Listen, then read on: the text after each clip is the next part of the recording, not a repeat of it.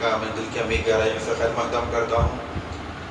رب تبارک و تعالیٰ کا ہم گناہگار بندوں پر لاکھ لاکھ فضل و احسان ہے کہ خالق کائنات نے ہمیں ایمان کی عظیم دولت سے سرفراز کیا، اور ساتھ ہی ساتھ گنبد خضراء میں آرام فرمانے والے آقا و مولا رحمت للعالمین صلی اللہ علیہ وسلم کی امت میں خالق کائنات نے ہمیں مبعوث کیا، اور اس عطا پر ہم اپنے خالق کا شکر بجا لاتے ہیں کہ جہاں اللہ نے ہمیں ایمان کی دولت سے سرفراز کیا، وہیں احمد مختار رحمت عالم صلی اللہ علیہ وسلم کی امت میں پیدا فرمایا، اس کے ساتھ ساتھ عقائد اہل سنت والجماعت کے پرچم تلے ہمیں رکھا۔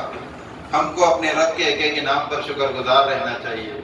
حاضرین کرام، آج میلاد پاک دنیا کے کونے کونے میں منائی جا رہی ہے۔ حضور کی بعثت سے پہلے کیا عالم تھا، حضور کی آمد سے پہلے کیا عالم تھا، آپ اچھی طرح جانتے ہیں۔ زیادہ تفصیلات میں گئے بغیر وقت بھی اس بات کی اجازت نہیں دیتا کہ تفصیل سے روشنی ڈالی جائے۔ بالکل اختصار کے ساتھ اپنی بات عرض کروں گا۔ حضور پاک ابھی اس دنیا میں تشریف نہیں لائے، ماں کے پیٹ میں ہیں۔ آپ کو رحمت للعالمین کا لقب دیا گیا، رحمت للعالمین مانا کر بھیجا گیا۔ اب دیکھیے کیسی رحمت ہے حضور کی، اپنی ماں کے پیٹ میں ہیں، بطن مادر میں رہ کر ہی اپنی رحمت بتا رہے ہیں۔ حضرت بی بی آمینہ فرماتی ہیں، آپ ہی سے روایت ہے، جب میرے پیٹ میں کونین کے سردار جلوہ گر تھے، میں کبھی پانی لانے کے لیے بولی کی طرف جاتی اور بولی کے پاس جا کر پانی سیننا چاہتی تو مجھے ڈول اندر ڈال کر پانی بڑی مشکلات سے سیننے کی حاجت محسوس نہیں ہوتی، تکلیف نہیں ہوتی، بلکہ جب بولی کے قریب جاتی خود بخود بولی کا پانی اوپر آ جاتا اور بڑی آسانی سے میں پانی لے کر آ جاتی۔ سبحان اللہ۔ اس کے بعد بی بی آمینہ فرماتی ہیں، جب میں کبھی پتھریلی علاقے سے گزر میرا ہوتا، میرا جانا کبھی پتھروں پر سے ہوتا، تو میں یہ محسوس کرتی کہ میں پتھر پر نہیں بلکہ پتھر روئی کی طرح نرم ہو جاتے، اور میں ان پتھروں پر سے بڑی آسانی کے ساتھ راستہ طے کر لیتی۔ یہ بطن مادر میں ہے، بھی ماں کے پیٹ میں ہے، اور کیسے معاملات ہو رہے ہیں خود آپ کی والدہ ماجدہ یہ بیان کر رہی ہے۔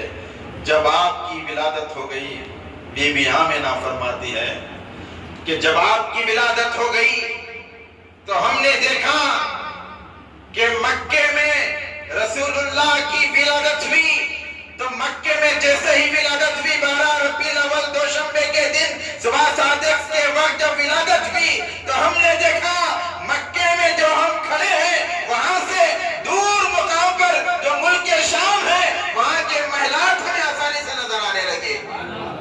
وہ کیسے؟ ایسے کہ رسول پاک کی ولادت کے ساتھ ہی دنیا میں ایسا نور چمکا، ایسا نور چمکا، اس نور کی چمک سے مکے میں کھڑے ہو کر ہم ملک شام کے محلات آسانی سے دیکھ رہے تھے۔ اور جب آپ کو جھولے میں ڈال دیا گیا، رسول پاک کو جب جھولے میں ڈال دیا گیا تو حضرت عباس سے روایت ہے، حضرت عباس فرماتے ہیں حضور پاک علیہ السلام کے چچا حضرت عبد المطلب علیہ السلام کے شہزادے فرماتے ہیں کہ جب کونین کے سردار نبی آخر الزمان رحمت للعالمین صلی اللہ علیہ وسلم کو جھولے میں ڈالا گیا تو جب میں آپ کے گھر گیا، حجرے مبارک میں داخل ہوا تو جھولے میں کونین کے سردار کو دیکھ رہا ہوں، اور ادھر آسمان پر چاند پر میری نظر پڑ رہی ہے۔ کبھی چاند کو دیکھتا، کبھی رسول اللہ کو دیکھتا، کبھی چاند کو دیکھتا، کبھی رسول اللہ کو دیکھتا۔ میں نے یہ فیصلہ کیا آسمان میں چاند خوبصورت ضرور ہے، لیکن اس چاند کے اندر بھی مجھے ایک دھبا نظر آ رہا ہے، ایک نقص نظر آ رہا ہے۔ جب میرے بھتیجے پر میری نظر پڑتی ہے، حضرت عباس فرماتے ہیں کہ میں جب چاند کو دیکھنے کے بعد میرے بھتیجے کو دیکھتا ہوں، محمد رسول اللہ کو دیکھتا ہوں، ایسا بے عیب پاتا ہوں، چاند میں چھپا ہے لیکن میرے بھتیجے محمد رسول اللہ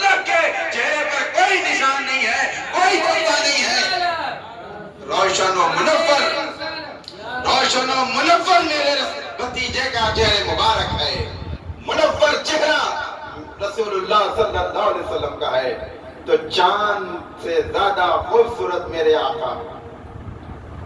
اسی لیے میرے آقا علیہ السلام کی ولادت کے جشن کے موقع پر امت محمدیہ عشاقان رسول ہر وقت بڑے اہتمام سے جشن میلاد کا اہتمام کرتے ہیں، میلاد کی خوشی مناتے ہیں۔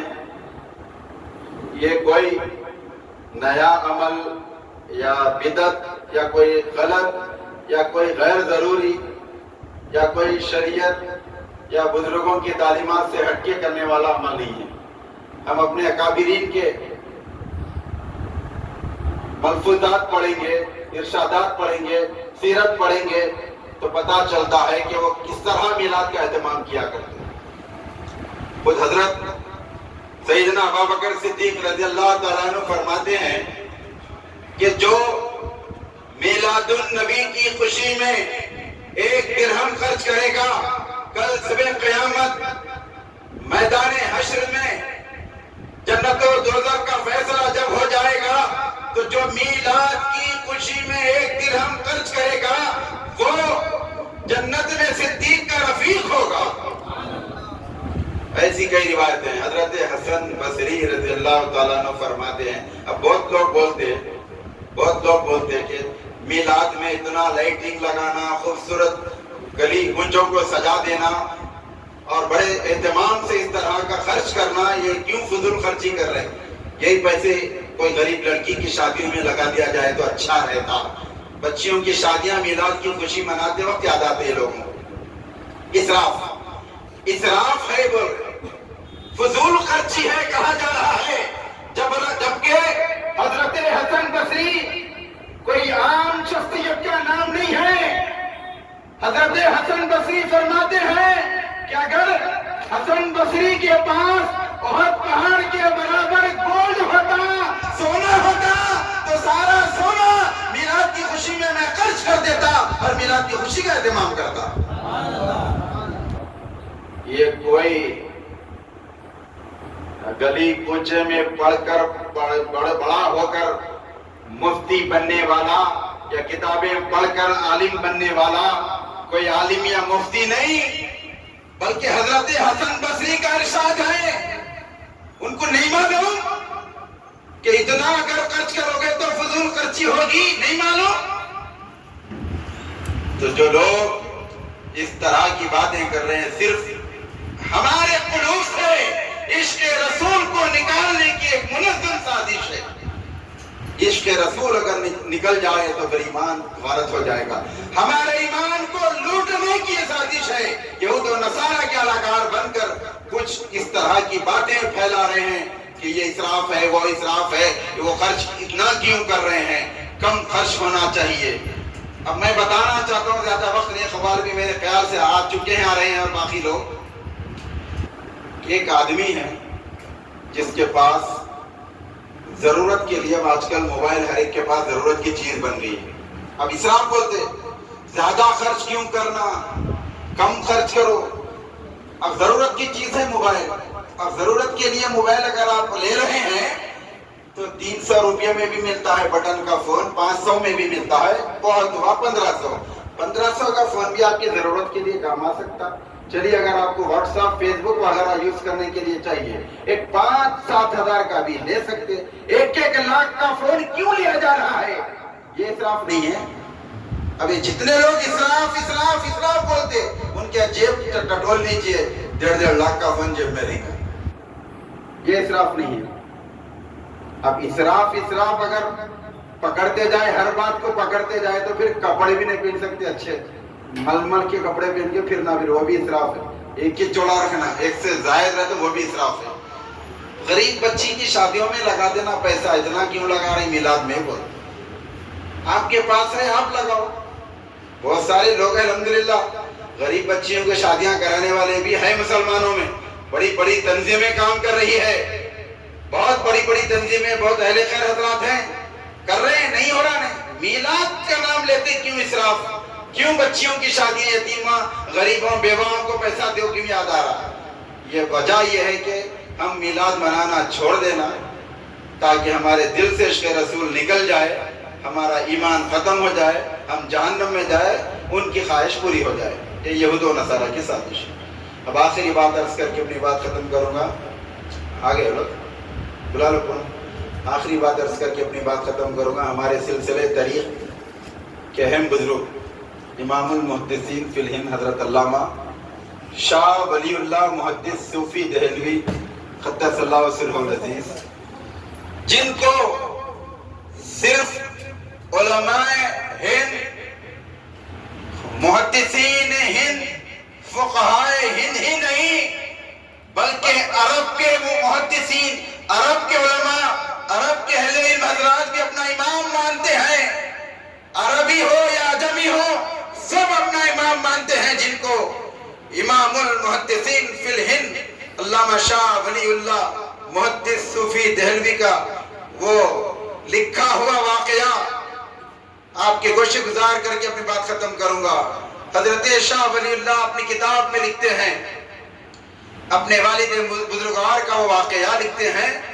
آپ فرماتے ہیں کہ جب کبھی میلاد کا مہینہ آتا، میرے والد حضرت شاہ عبد الرحیم محدث صوفی دہلوی ہر سال جشن میلاد کا اہتمام بڑے اعلیٰ پیمانے پر کیا کرتے، کنٹلوں کا کھانا پکاتے اور لوگوں کو کھانا کھلاتے، اور واعظ و بیان کی محفل ہوتی، میلاد کی محفل ہوتی، قصائد پڑھے جاتے، اس طرح جشن میلاد کا اہتمام کرتے۔ ہر سال بڑے جوش و خروش کے ساتھ، عقیدت اور اہتمام کے ساتھ اس طرح کا اہتمام ہوتا۔ لیکن حضرت شاہ ولی اللہ لکھتے ہیں، ایک وقت ایسا آیا کہ میرے والد جو ہر سال بڑے پیمانے پر کھانا کھلایا کرتے، پکوان کیا کرتے، جشن میلاد کا اعلیٰ پیمانے پر اہتمام کرتے، لیکن ایک سال زندگی میں ایسا بھی آیا، کیونکہ نشو و فراز زندگی میں لگے ہوئے ہیں، اتار چڑھاؤ، کبھی کیسے حالات رہتے، کبھی ایسے حالات رہتے، کبھی کچھ رہتے معاشی حالت، کبھی کچھ رہتی، کبھی کچھ رہتی، ہر وقت ایک جیسے حالات ناممکن ہے۔ آج کروڑ پتی ہے، کل دیکھے کیا ہو سکتا ہے، کیا ہو جاتا ہے، بول نہیں سکتے۔ کرنول کے وہ سیلاب نے دنیا کو بتا دیا، رات کا کروڑ پتی صبح میں جا کے ریلیف کیمپ میں اپنی زندگی بسر کرنے پہ مجبور ہو گیا۔ کئی واقعات آپ کو دیکھنے میں ملیں گے۔ تو ویسے حضرت شاہ عبد الرحیم کی بھی زندگی میں کچھ ایسے واقعات پیش آ گئے تھے کہ معاشی حالت اس بات کی اجازت نہیں دے رہی تھی کہ ہر سال جیسا کنٹلوں کا کھانا پکاتے، اس سال پکانے کے موقف میں نہیں تھے، لیکن آپ ہمت نہیں ہارے، پیچھے نہیں ہٹے اور جشن میلاد کا اہتمام کرنا چھوڑے نہیں۔ یہ درس دے رہے ہیں شاہ عبد الرحیم دنیا کو، صبح قیامت تک میلاد منانے والوں کو حضرت شاہ عبد الرحیم یہ تعلیم دے رہے ہیں، یہ بیان دے رہے ہیں کہ پیسہ نہیں ہے تو میلاد کو روکنا نہیں ہے بلکہ جاری رکھنا ہے۔ آپ نے میلاد کا اہتمام کیا، آپ کے پاس جتنے پیسے تھے اتنے پیسوں سے بازار جا کر کچھ چنے خرید کر لا لیا، چنے لا کر اس پر فاتحہ خوانی ہوئی، میلاد کی محفل ہوئی، واعظ و بیان کی تقریب ہوئی، سارا اہتمام ہو گیا۔ جتنے عوام شریک تھے شرکائے محفل میں، وہ چنے تقسیم ہو گئے، رات گزر گئی۔ جب رات کو سو گئے تو حضرت شاہ عبد الرحیم دیکھ رہے ہیں کہ رسول پاک علیہ السلام کا دربار سجا ہوا ہے۔ دربار رسالت میں تمام صحابہ کرام اور اکابر صحابہ کرام کی جماعت کے ساتھ پیارے نبی علیہ السلام جلوہ گر ہیں، اور اس مجلس میں، اس محفل میں حضرت شاہ عبد الرحیم بھی موجود ہیں۔ خواب میں دیکھ رہے ہیں، یہ بتایا جا رہا ہے کہ کون لکھ رہے ہیں؟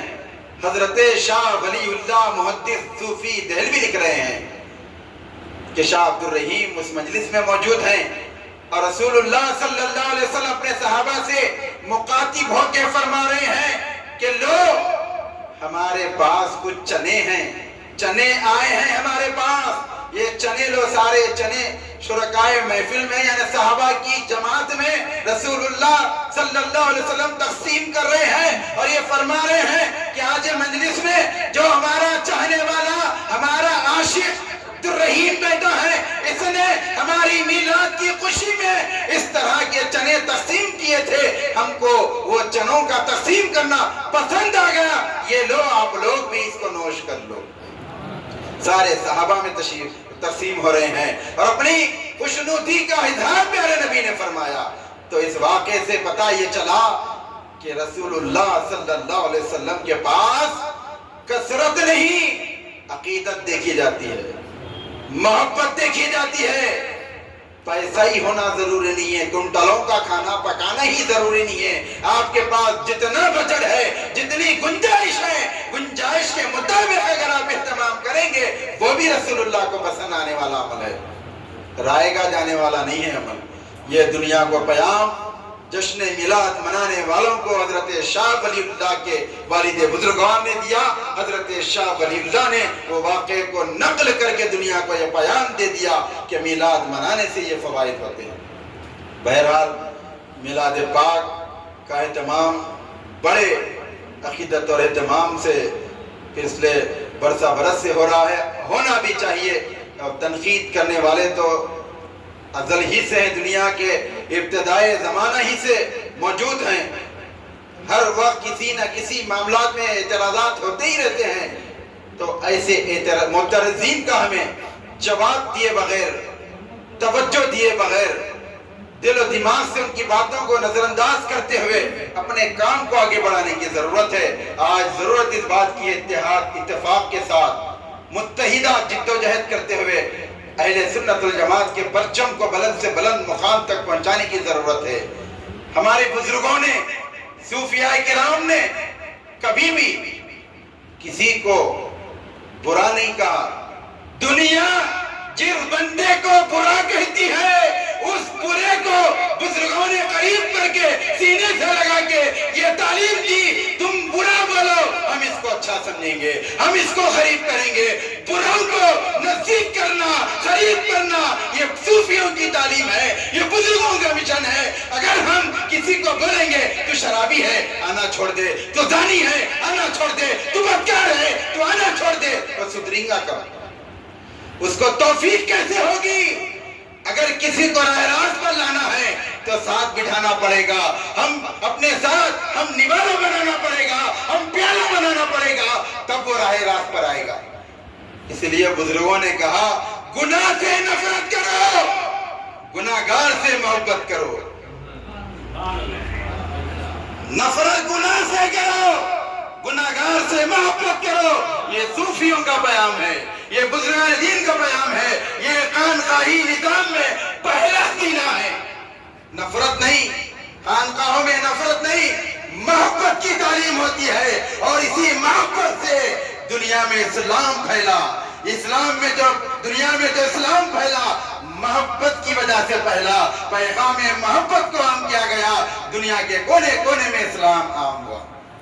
نفرتوں سے، تلوار کی زور پر، یا گالی گلوچ کرتے ہوئے، یا دھمکاتے ہوئے، ڈراتے ہوئے اسلام کی تعلیم نہیں دی گئی، اسلام کی تبلیغ نہیں ہوئی، بلکہ امن، شانتی، پیار، محبت کا گہوارہ اور پیار محبت کا مظاہرہ کرتے ہوئے عوام کو اسلام میں لانے کے لیے، غیر مسلموں کو اسلام کے قریب لانے کے لیے پیار اور محبت کا درس دیا گیا۔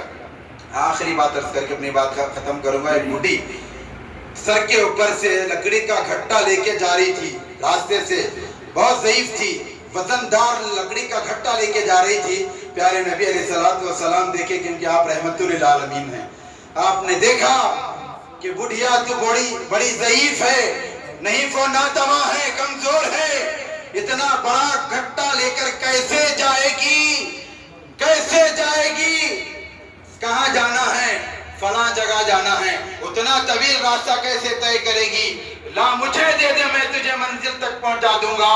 رسول پاک علیہ السلام لکڑی کا گھٹا لے لیے، اپنے سر پر رکھ لیے، اس بڑھیا کے ساتھ چل رہے ہیں۔ اب راستے میں بڑھیا بک رہی ہے، بکوے پہ بکوا کر رہی ہے، کہہ رہی ہے کہ بیٹے آپ کو معلوم ہے مکے میں ایک محمد نام کے شخص آئے ہیں جو اسلام کا پیغام لے کر آئے ہیں، بندوں کو اسلام سے جوڑنے کی بات کر رہے ہیں، وہ ہمیں جادوگر نظر آتے ہیں، فلاں نظر آتے ہیں، فلاں نظر آتے ہیں، بکواس کرتی جا رہی ہے۔ رسول پاک اس کی باتوں پر توجہ نہیں دیتے، کوئی توجہ نہیں دیتے۔